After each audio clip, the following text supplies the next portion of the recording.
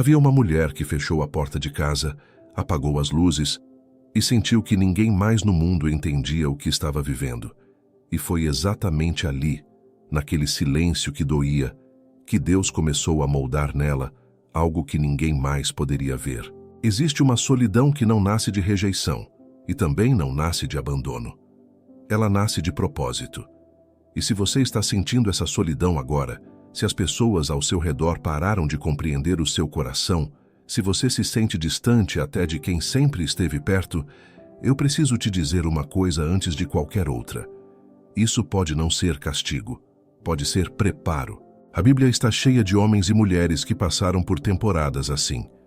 Moisés foi para o deserto de Midian sozinho, cuidando de ovelhas, longe de tudo que conhecia, longe do Egito, longe da posição que um dia ocupou. E foi ali, na solidão do deserto, que ele viu a sarça que ardia e não se consumia. Ele não encontrou Deus no palácio, encontrou Deus no isolamento. O livro de Êxodo, no capítulo 3, no versículo 2, registra que o anjo do Senhor apareceu a Moisés numa chama de fogo do meio de uma sarça, e ele viu que a sarça ardia no fogo, e a sarça não se consumia. Elias também conheceu essa solidão. Depois de vencer os profetas de Baal, depois de ver fogo descer do céu, ele fugiu para o deserto e pediu para morrer debaixo de um zimbro. Ninguém o entendia naquele momento, nem ele mesmo se entendia. Mas foi ali, na caverna, no silêncio, que ele ouviu a voz mansa e delicada de Deus. Não no vento forte, não no terremoto, não no fogo, na quietude.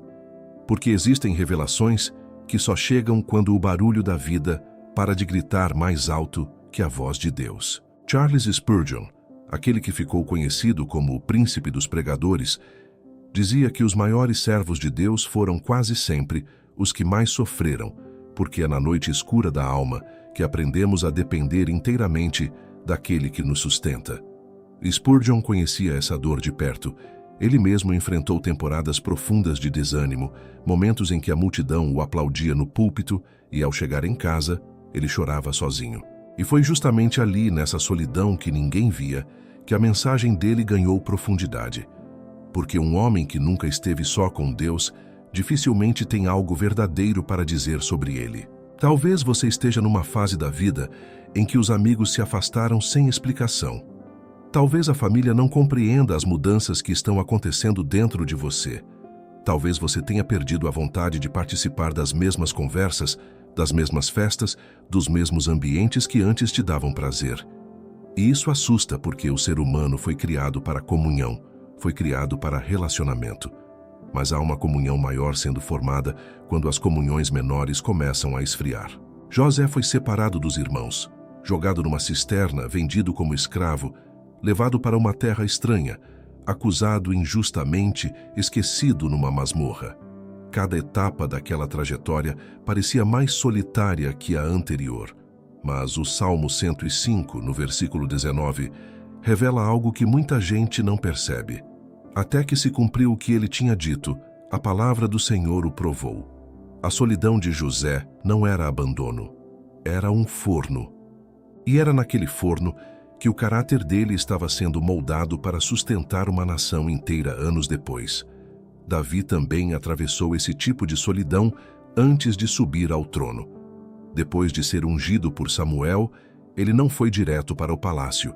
Foi para as cavernas de Adulão, foi perseguido por Saul, dormiu em covas, viveu fugindo, cercado apenas por homens endividados e amargurados de espírito. O primeiro livro de Samuel, no capítulo 22, versículo 2, registra que se ajuntaram a ele todos os que estavam em dificuldades, todos os endividados e todos os amargurados de espírito, e ele foi feito chefe deles.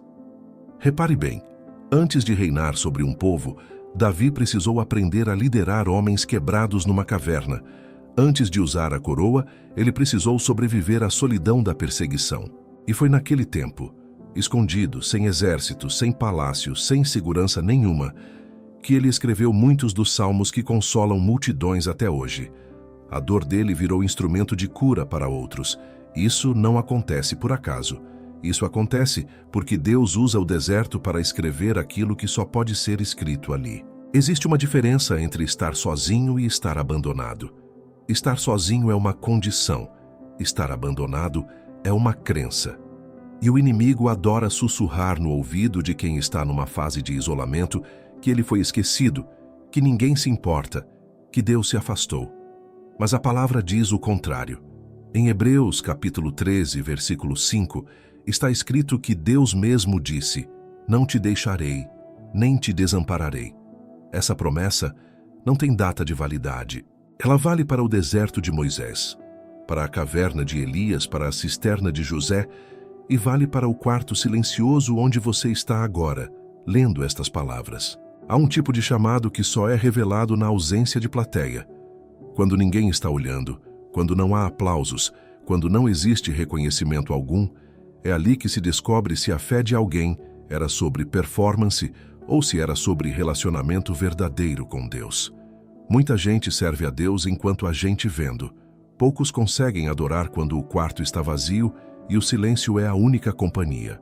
E talvez essa seja a parte mais difícil de aceitar. Deus nem sempre tira a solidão quando pedimos. Às vezes, Ele a prolonga porque sabe que ainda há trabalho sendo feito dentro de nós que só aquele silêncio consegue realizar. Um filho que cresce rápido demais costuma quebrar sob o primeiro peso real da vida.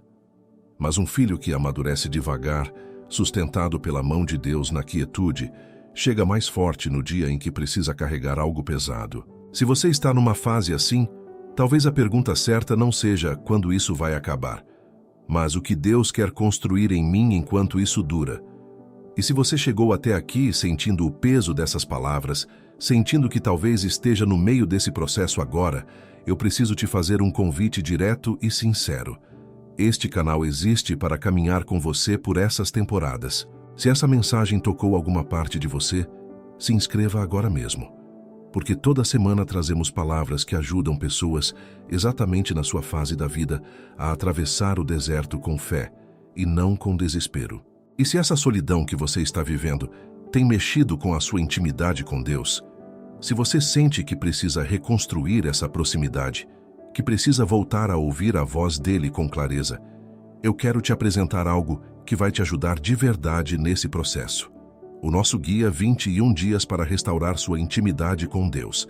Não é uma fórmula genérica, é um caminho estruturado dia após dia, para tirar você do lugar de distância e te colocar de novo perto do coração do Pai, mesmo que agora tudo pareça silêncio.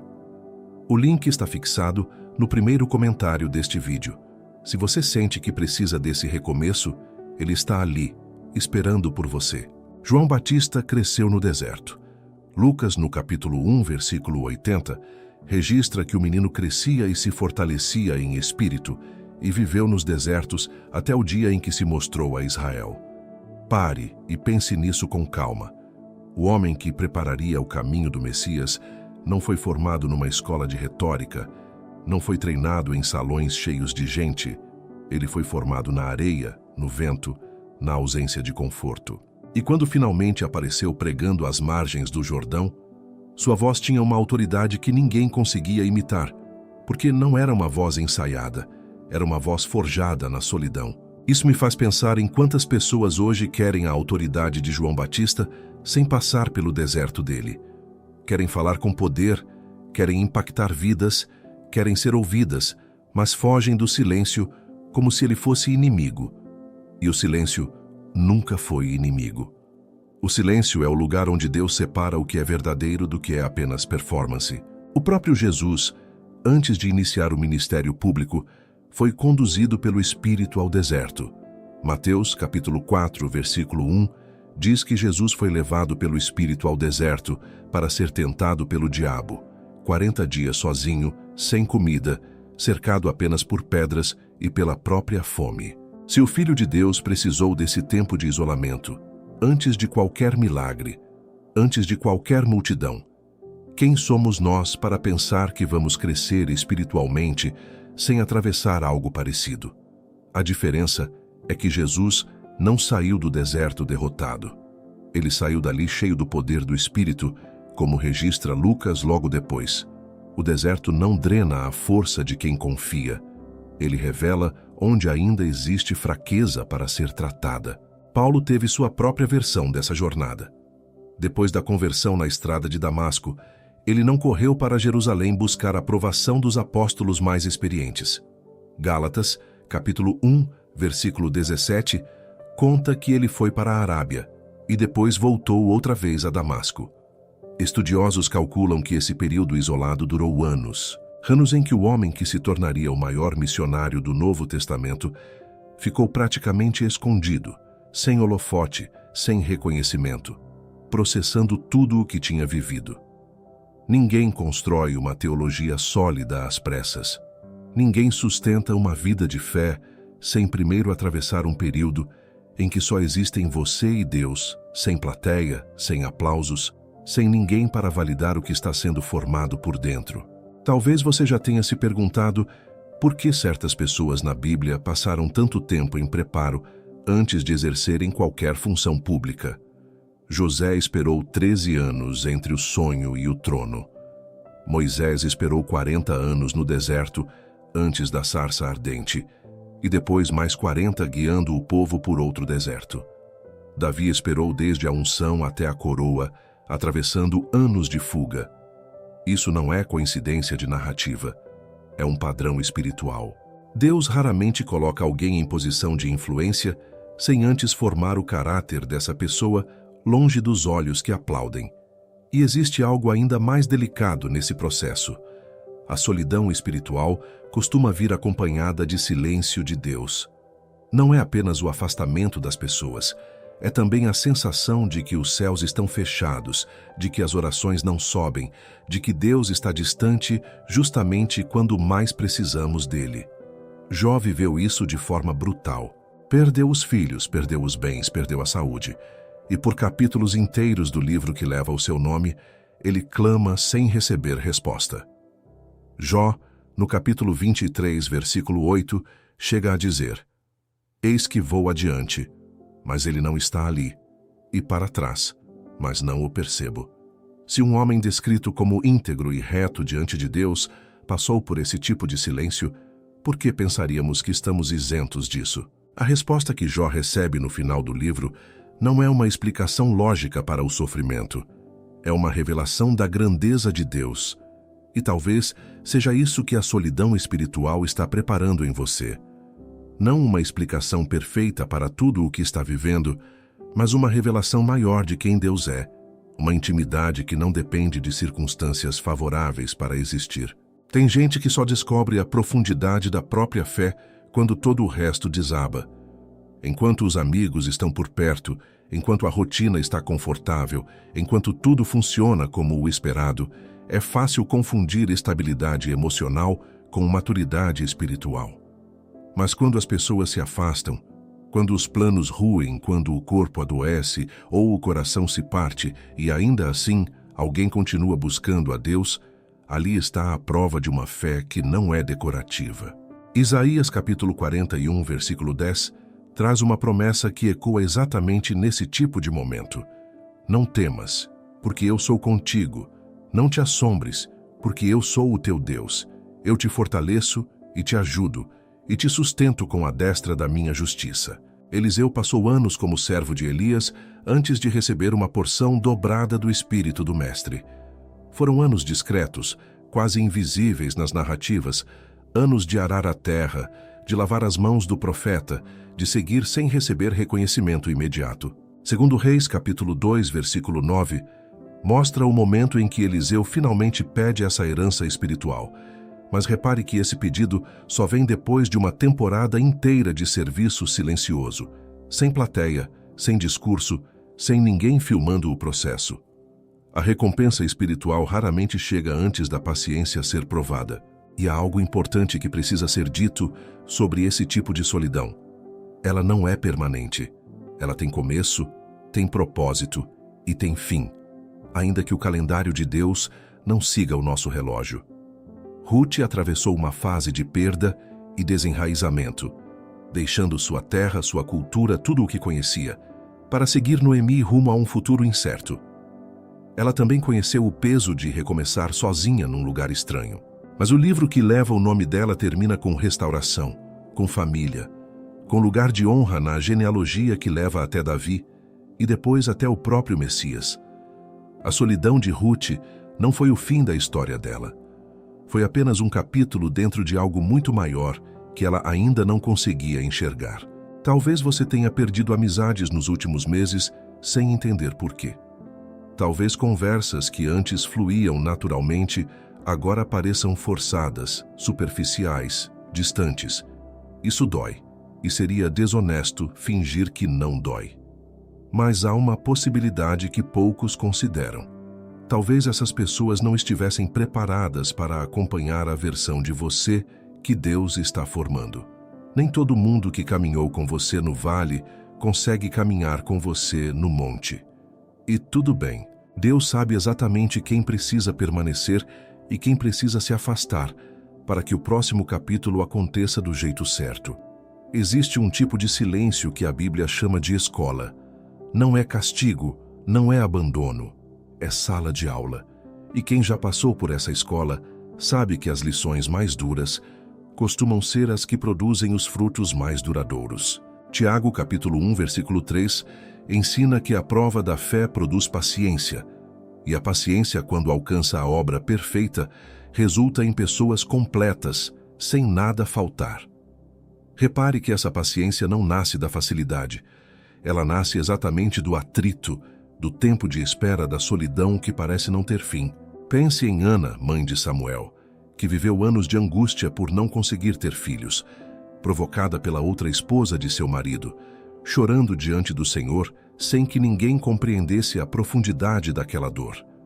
1 Samuel, capítulo 1, versículo 10, descreve que ela estava amargurada de alma e orava ao Senhor chorando abundantemente. Ninguém no templo entendia o que ela vivia.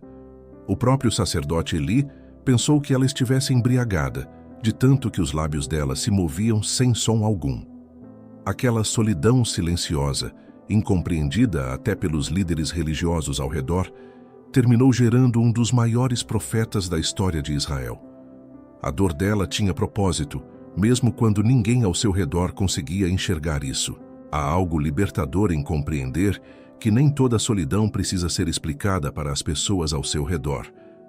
Ana não convenceu Eli do que estava sentindo, e mesmo assim recebeu a resposta de Deus. Você não precisa que todo mundo entenda a sua fase para que ela seja válida. Existem processos que só fazem sentido para você e para aquele que está conduzindo cada detalhe. A solidão espiritual também tem uma função de purificação. Ela retira aquilo que dependia de aprovação externa para existir.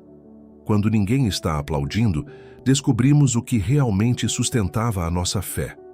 Era a opinião das pessoas ou era a presença de Deus? Malaquias, capítulo 3, versículo 3, fala do Senhor como aquele que se assentará como fundidor e purificador da prata. Purificará os filhos de Levi e os afinará como ouro e como prata. Esse processo de fundição não é confortável. O metal precisa ser exposto ao calor, isolado do resto, até que as impurezas subam à superfície e sejam removidas. É desconfortável ser purificado, mas é assim que o caráter ganha valor. Muita gente confunde essa fase com punição divina, e isso costuma gerar uma culpa desnecessária.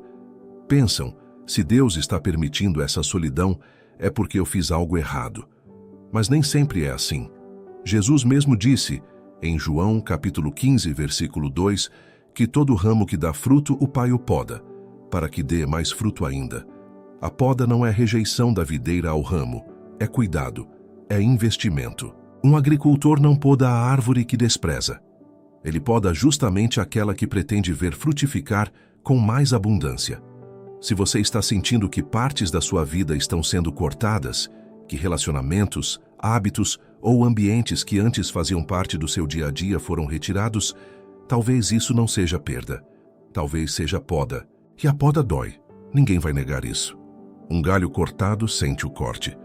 Mas o galho não sabe, no momento da dor, que aquele corte é exatamente o que vai permitir que a seiva se concentre onde realmente importa, produzindo um fruto mais forte, mais doce, mais abundante do que seria possível sem aquele processo.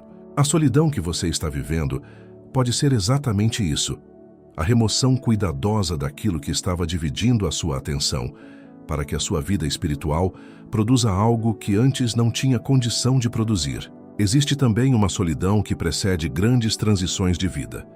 Antes de mudar de emprego, de cidade, de relacionamento, de ministério, muitas pessoas relatam uma fase estranha de desconexão, como se o coração já estivesse se despedindo de algo antes mesmo da mente compreender o motivo. Isso não é imaginação, é preparo emocional e espiritual para o próximo passo. Abraão precisou deixar sua terra, sua parentela, a casa de seu pai, conforme Gênesis capítulo 12, versículo 1, para ir a uma terra que Deus ainda nem havia mostrado a ele completamente. Imagine a solidão de caminhar sem mapa definitivo, apenas com uma promessa. Mas foi exatamente esse desprendimento que tornou Abraão pai de uma multidão de nações. Talvez você esteja se despedindo, sem saber ainda, de uma fase da vida que já cumpriu seu propósito. E o vazio que você sente não é o fim de tudo, é o intervalo necessário entre um capítulo que se encerra e outro que ainda está sendo escrito. Esses intervalos costumam ser os mais difíceis de atravessar, porque não tem nome, não tem explicação clara, não tem um ponto de chegada visível, mas tem a presença de Deus, mesmo quando essa presença parece silenciosa. Naomi também atravessou uma transição assim, marcada por perdas sucessivas. O marido, os 2 filhos, a terra onde vivia. Ela chegou a pedir que a chamassem de Mara, que significa amargura, dizendo que o Todo-Poderoso a tinha tratado com amargura. Ruth, capítulo 1, versículo 20, guarda essas palavras cruas, sem filtro, sem tentar embelezar a dor. E ainda assim, foi justamente naquele período de vazio absoluto que Deus estava tecendo nos bastidores o encontro entre Ruth e Boaz, a restauração de uma linhagem inteira, o caminho que levaria até Davi. Naomi não via nada disso enquanto vivia a amargura. Só quem olha para trás depois que o processo se completa consegue enxergar o desenho completo. Essa é uma das partes mais difíceis de suportar. Viver o meio da história sem ter acesso ao final. Ana não sabia, enquanto chorava no templo, que geraria um profeta que ungiria reis.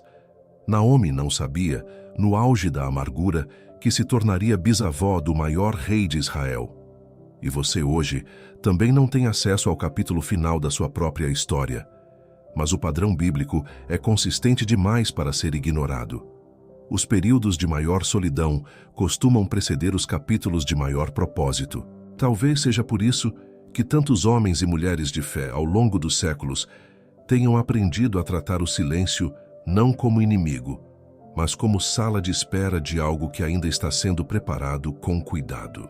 O profeta Abacuque viveu um momento assim, questionando Deus sobre a aparente inércia diante da injustiça ao seu redor. E a resposta que recebeu não foi imediata nem completamente satisfatória para a lógica humana. Abacuque, capítulo 2, versículo 3, traz a instrução: ainda que a visão tarde, espera, porque certamente virá, não tardará. Essa é uma palavra difícil de aceitar em tempos de pressa, mas é uma das verdades mais consistentes ao longo de toda a Escritura.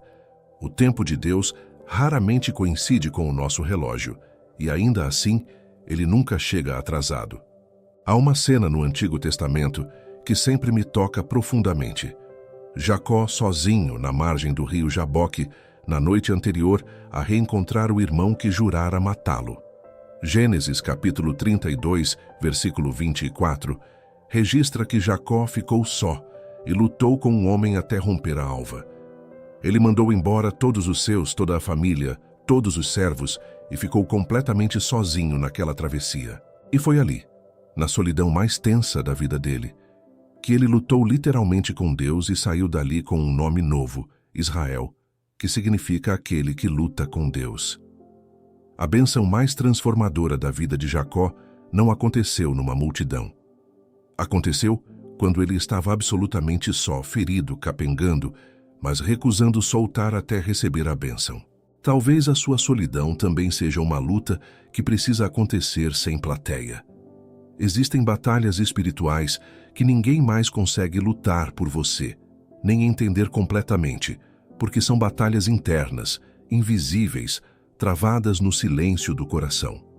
E assim como Jacó saiu daquela noite mancando, mas abençoado, é possível atravessar essa fase carregando cicatrizes e, ainda assim, uma bênção que só quem lutou sozinho consegue reconhecer o valor. A prisão de José no Egito é outro retrato poderoso dessa dinâmica.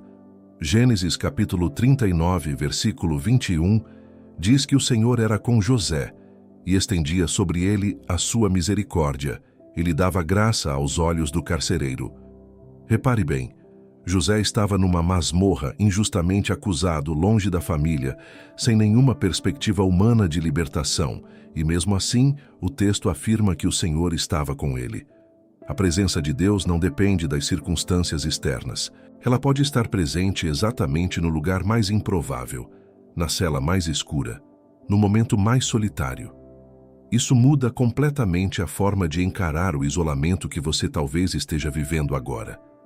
Você pode estar numa espécie de masmorra emocional, afastado das pessoas, sentindo que a vida parou, sem enxergar saída alguma.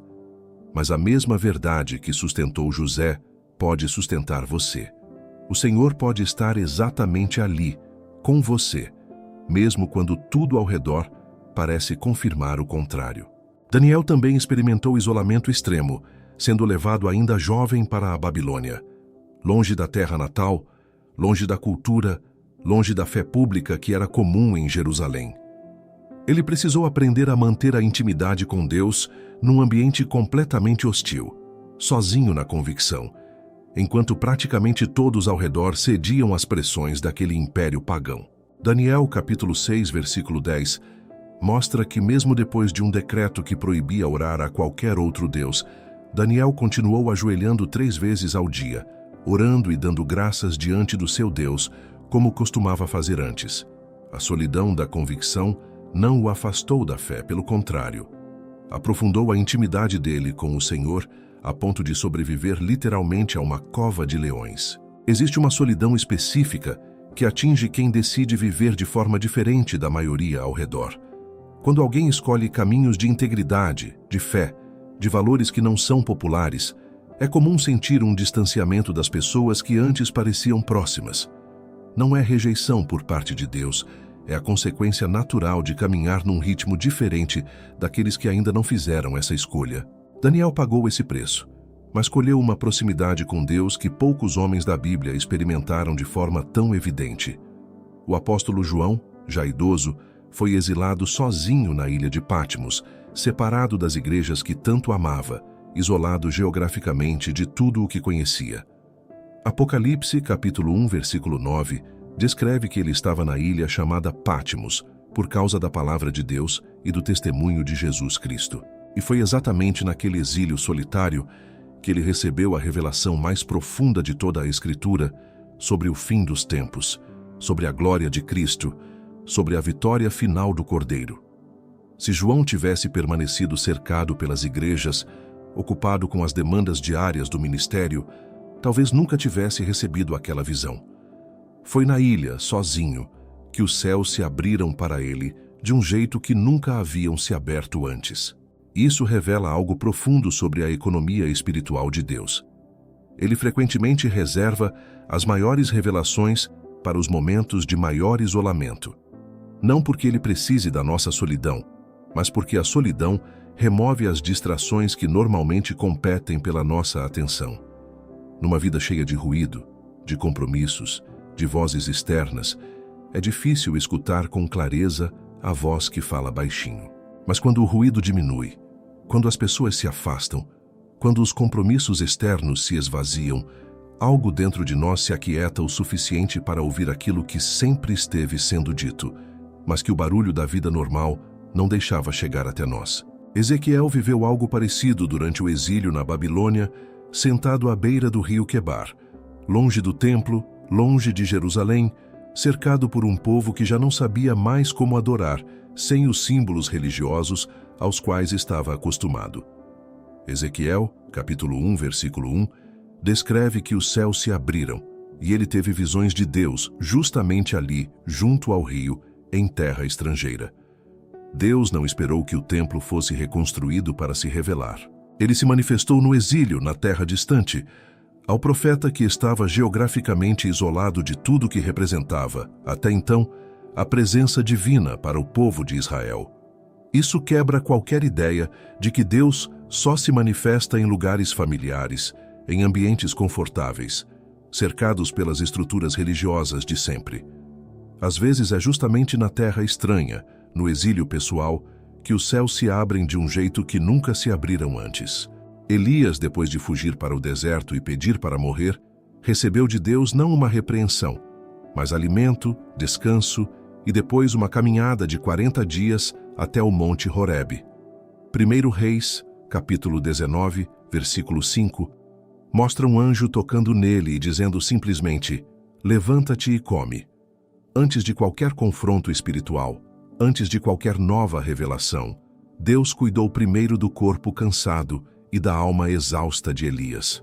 Isso ensina algo essencial sobre como Deus trata quem está numa fase de solidão profunda. Ele não cobra desempenho imediato. Ele primeiro alimenta, primeiro descansa, primeiro restaura, para só depois revelar o próximo passo.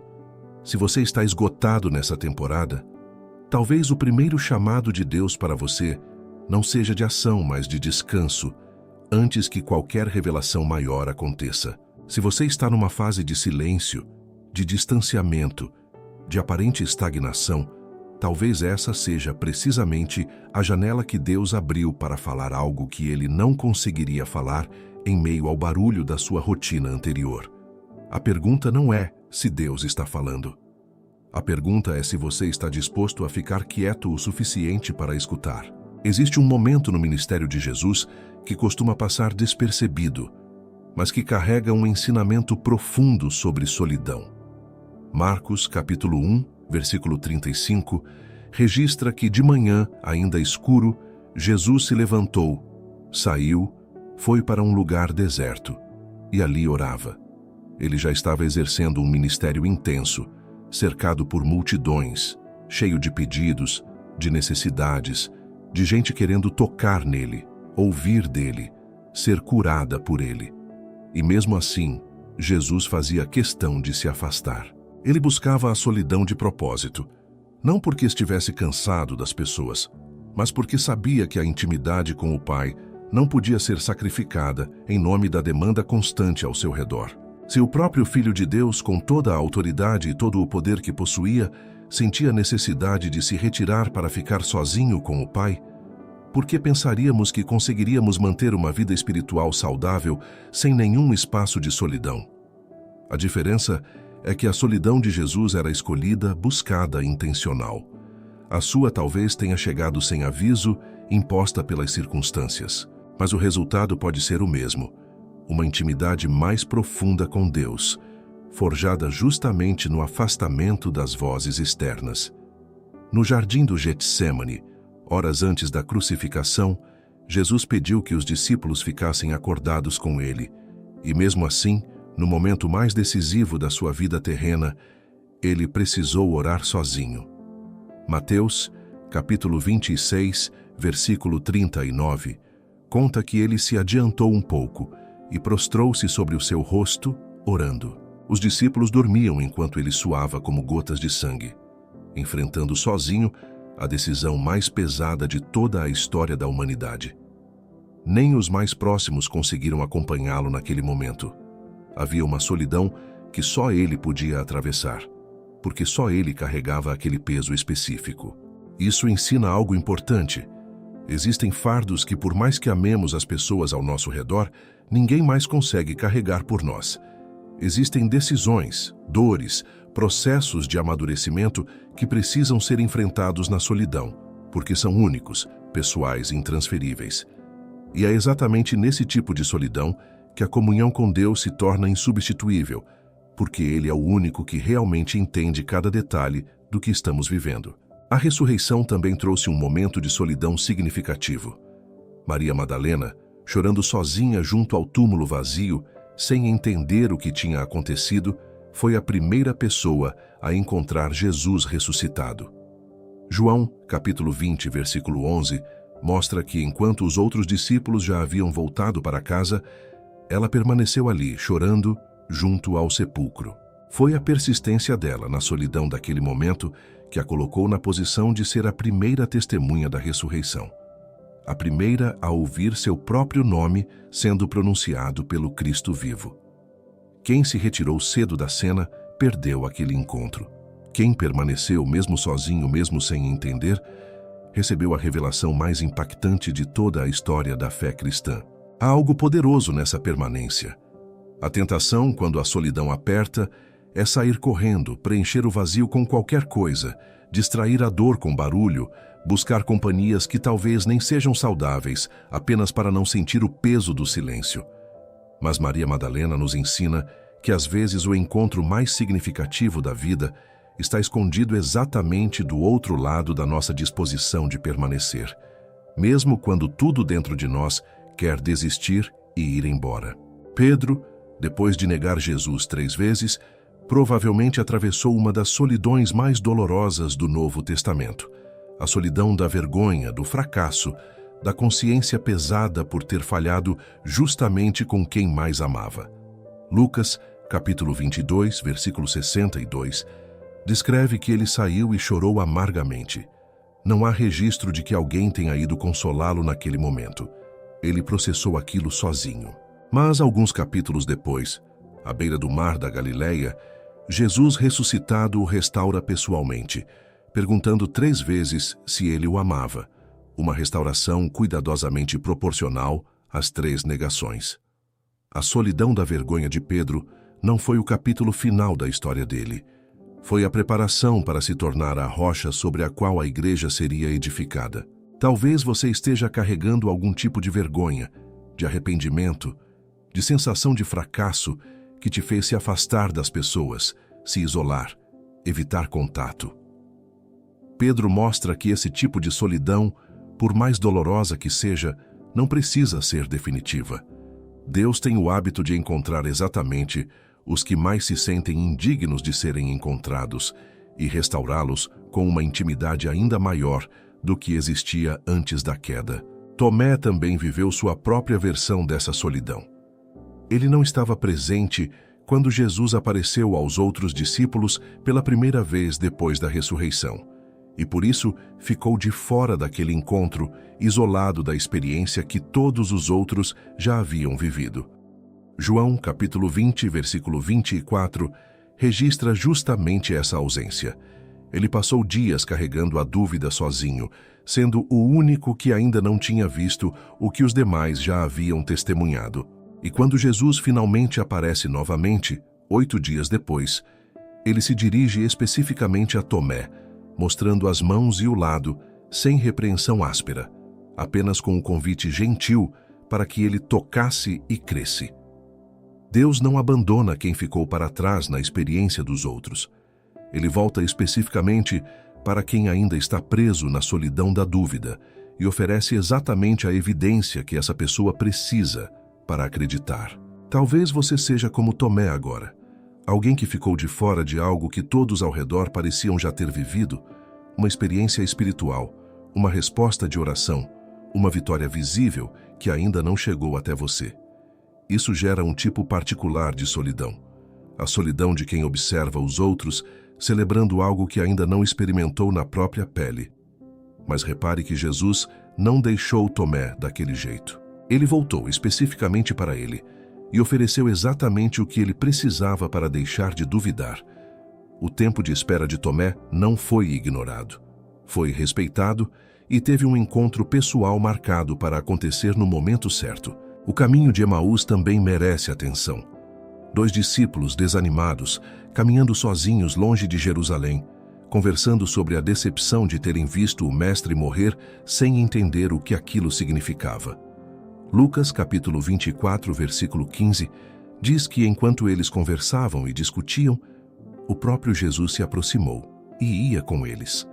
Eles não reconheceram, mas ele estava ali, caminhando ao lado deles durante toda aquela jornada solitária e desanimada. Só depois, ao partir o pão, os olhos dele se abriram. Talvez seja esse o convite mais importante desta mensagem.